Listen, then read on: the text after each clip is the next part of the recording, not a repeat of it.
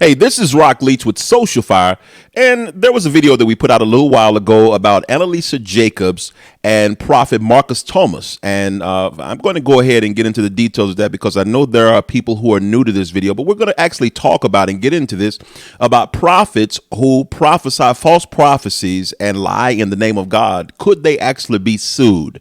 Many people brought up verbal contract, that there was a verbal contract made because the prophet said what he said. Now, I'm going to go ahead and I know there are people who are new here that may not understand. So I'm going to go ahead very quickly share with you, bring you up to speed on where we are. So I'm not going to do an intro and all those different things. If you like the video, go ahead and subscribe and like the video. All right. And share the video. So this video comes from a time when Prophet Marcus Thomas was at a church, and he was so-called Prophet Marcus Thomas was at a church, and he was prophesying and, you know, doing his regular antics. And what happened is that Annalisa Jacobs was the guest psalmist. She's a gospel recording artist. She was the guest psalmist at this service. Now, being a part of this service, you know, she just showing up doing what she was called to do, focusing on her assignment. She was listening to Prophet Marcus Thomas, and he called her out. And I did share that video previously, the details of it, even though since we shared that video, we've gotten several more videos, I guess, because I called out the people who were at the church. Several other folk had their phones out and sent me their video footage of Marcus Thomas making this promise. He made this promise in church. You know, I've got the videos. And so, plenty of people, and I've already shared this before, I'm not going to reshare it. Please go back and watch those videos. And so what he did was he started out by saying, you know, making sure that people understood that he likes to personally bless people where he goes. And then he goes on to talk about how he received a check. Somebody wrote him a check that was over $150,000. I believe it was $170,000. Please watch the videos for that specific detail, but it was over $100,000.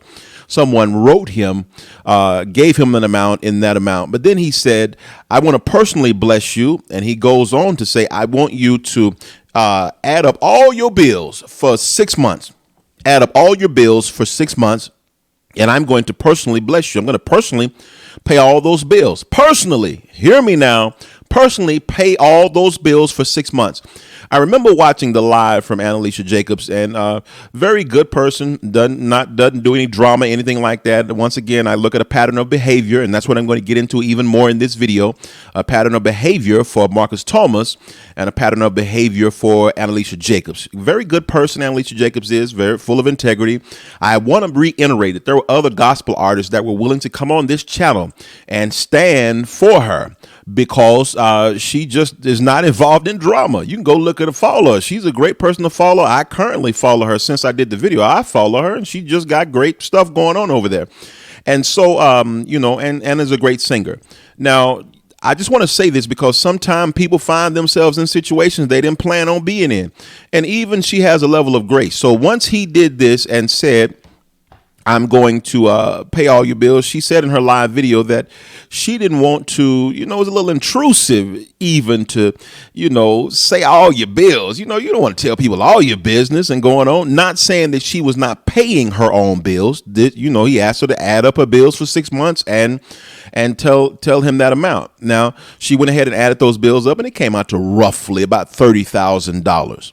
Now, what he did was he was going to go ahead and pay that for her. So she met with him after service, just like anybody would do. You know, you're going to give me $30,000. Yeah, I'm going to meet you as soon as you get off the podium preaching.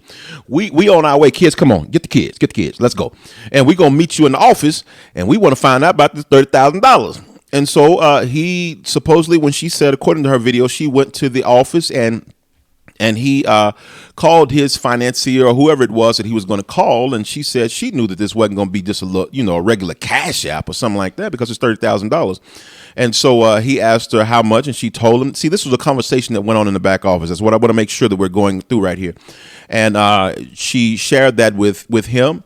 And he said, well, you know, and said something. And so he asked her, was she going to come back? They decided, because this service was actually just for one night. And the church decided to extend this service on for more nights. Now, what happened is that he didn't give it to her that night. Of course, she needed to come back. She didn't plan, and here's where the issue is. She didn't plan on being there, more than just what her assignment was. Because even what the church was blessing her, the love offering that they were giving her was just for the one night. And so Marcus Thomas said that he was going to give her this $30,000, but she needed to, of course, come back. And, she was like, well, come back. But here's the thing. The love offering they were giving her didn't include hotels for the next nights. It didn't include her kids being there. She only brought clothes for herself and her kids for that one night. It didn't include anything more than that. And so she had to go and purchase this out of her own pocket for these other nights. Now, because it didn't cover those things. And Marcus Thomas didn't cover those things. But up to this point, she was believing that $30,000, you're going to do that. And we all good. No problem. She said she ended up staying at a friend's house and different things of that nature. Thank God she had people who love her, some friends that was there, so she went ahead and stayed the other night. She said the next nights, of course, a lot of people were there because the word had gotten out that this prophet is in here giving out $30,000. He in here giving out money. And I'm not even going to go through the fact that, it looks like he was just trying to pull a pimp move. He was trying to be a player. That's what it looked like coming after these women, because I'm going once again with a pattern of behavior, because he went to Jamal Bryant's church and he did the same thing with now, I don't know if he paid her or not completely, but I know he was giving away money there with Tiffany Boone. Now, once again, that's not anything negative on her. She's a great person, a great singer. Even Annalisa Jacobs said she's a great singer. I know her from Kevin Lemons. I've said that in the past, from Kevin Lemons and Higher Calling, singing with them, sung one of the songs that I really enjoy. And so once again, nothing negative there. I'm just going with the pattern of behavior for so-called prophet Marcus Thomas. Now, many of you all in the comments, let's go ahead and go there. So what happens is before I go to the comments, rather, let me finish the story. So what happened is they got to the end of the revival, these other nights where all these folk done showed up now, and he asked her to sing on each of them nights. And of course, she sung. Wasn't no love offering for that. But once again, you're going to give me $30,000. So we good. I'm just saying that's how I would have felt. So she went ahead and sung those other nights. Now, mind you, there was a love offering for the assigned night that she was there. And, which took care of the expenses and stuff like that, because I don't believe she stayed in that city. But for these other nights, there wasn't. And so, of course, he wanted her to sing that night. She's gifted. Of course, it brings people out. And at the end of the revival, he says to her, well, what I meant to tell you was that I'm not going to personally bless you. God's going to bless you. That's a lie. That's manipulation. And because of this, somebody says in the comments, and I believe there was about 7 comments and about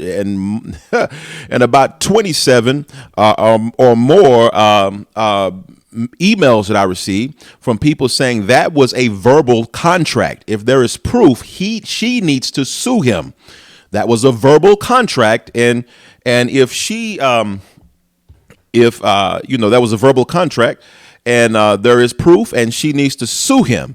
And so, I was like, well, that's interesting. So let's take a look at this. But think about it. Can you imagine taking a prophet to court for delivering a false prophecy and lying in the name of God? So I wanted to go here because I was like, well, could that actually happen? Could that actually happen where, you could take a prophet to court? So let's look at this on another end. In 2015, there was a lottery winner named Mary Holmes. And Mary Holmes won about $188 million. Some of you all probably know it, know the story. She won all this money, and we're looking at her story. And she won all that money, and her pastor, Pastor Kevin Matthews, decided to sue her because he says she made a verbal agreement, took her to court because she made a verbal agreement to pay the church 1.5. One publication says 1.5, another one says 10 million, but he promised to pay her. She promised to pay him supposedly verbally an amount, and he said he didn't get it. But because of that promise, he based his expenses at the church on that promise and didn't receive it. So it caused him pain and suffering, different things like that. And could this be turned around and looked at it from Annalisa Jacobs' standpoint? Because he made a promise. He made a promise. Now, I'm going to say this right here. We're just talking right here because this is a conversation that need to happen. But what if prophets could be sued for the lies that they tell? These false prophets could if they could be sued for the lies that they're telling y'all, because this is a real thing that's going on. How many of you all would end up taking prophets to court? Now, I know y'all might laugh at what I'm finna say, especially these watch meet nights, because a lot of y'all hear the same prophecy every year. This year gonna be your year. God gonna pay off all your debt. God gonna give you all the money you need. This is your financial year. And you stand there hearing that same prophecy at watch night, when they do the 31st to January 1st, start the new year out, and you think to yourself, man, I heard this same thing for the last 2 years and my money's still been looking the same. What if you could take them to court for that, for lying to you, for being caught up in the moment and lying to you? Because God didn't give them that. They just saying that. What about people who prophesying these kind of things? And then let's go even further. With prophets, so-called prophets that have the antics like Marcus Thomas, what about these pastors that keep allowing them to come in? Because all it is a glorified fundraiser. Yes, I said it. I said it. All it is a glorified fundraiser. What do you mean, Ron? What do you mean by glorified fundraisers? These pastors are raising money. Okay, let me give you a little pastoral understanding right here. Not all churches do this, so I don't want to paint with a broad brush. But what I understand about pastors who do these kind of things is most churches base their budget on a Sunday, Wednesday, the regular things that they do during the month, the regular services. However, revivals fall outside of that. And what happens is a lot of times that money is extra money. You need to ask yourself, where is this going? And why does every prophecy being given by a particular prophet include shipping and handling? When did God require shipping and handling on a prophecy? I mean, I'm just saying, is it based on like Amazon? If you want one day, you pay this. If you're okay with 2-day delivery, you pay this. When did God become an Amazon God? When did God become a UPS God that charge shipping and handling, and you got to pay that now? When we got to put a down payment on a blessing? I'm just saying. But more than that, what about these pastors who are allowing this foolishness to come in? And listen, I'm going to go to this because I got to give you some Bible. Deuteronomy 18:20-22. I'm going to tell you what the Old Testament would do with this. They said, but a prophet who presumes to speak in my name, anything I have not commanded, or a prophet who speaks in the name of other gods is to be put to death. Okay, so that's what they was talking about then. You're going to be put to death. And they said, and the scripture goes on and says, you may say to yourselves, how can we know when a message has not been spoken by the Lord? The scripture goes on and says, if what a prophet proclaims in the name of the Lord does not take place or come true, that is a message the Lord has not spoken. Listen, I need you all to understand something. The Bible is talking about take their lives. I'm not saying don't take their lives, but they're out here taking people's lives with this falseness, with this foolishness. Y'all not going to be real with me in here. They're damaging people. Some folk out here that won't come back to church is because some prophet, so-called prophet, done spoke some foolishness, something foul into their life. And let's be real. Some of these people are in their feelings. I love sharing the videos where we catch them in their feelings, and you see how arrogant they are, how egotistic they are, how they make it all about them, y'all. These folk don't care nothing about you. They care about your money. And I'm going to go even further. Some of your pastor don't really love you. Sometimes he love your money more than you. I know nobody else is on YouTube saying this kind of stuff. You need to raise up and understand who you are. Read your word. I want to say that for the people in the back. Read your word. Wait a minute. I got to say that again for the folk that's in the back, cooking fish, frying fish, swatting flies, and telling lies. Listen, read your word. I need you to understand that, because we are being taken advantage of too many times, and pastors are just as guilty as these false prophets. Leech, what are you saying all this for? You're going to get somebody in trouble, because it needs to be said. It's enough is enough, y'all. Enough is enough. And, could they be sued? Now, that's something that could be out there. But I do know that it happened in this case where the woman was suing, well, the pastor was suing the woman, so it could be done vice versa. I'm just saying, we talking about a verbal contract. We talking about a verbal contract, and I'm not going to say, send this over. I know somebody going to say, well, have you recommended some attorneys to Annalisa Jacobs and sent the information over to her? I know somebody going to say that. I know somebody gonna wonder, Rock Leach, since you don't like this so much and this bother you so much, have you sent paperwork and attorneys? Have you found some attorneys that will take this case and go after him? Or prophets like this, have you found some attorneys? I know some of y'all asking that question. I'm going to be honest with you. If I was, let's just talk hypothetically here.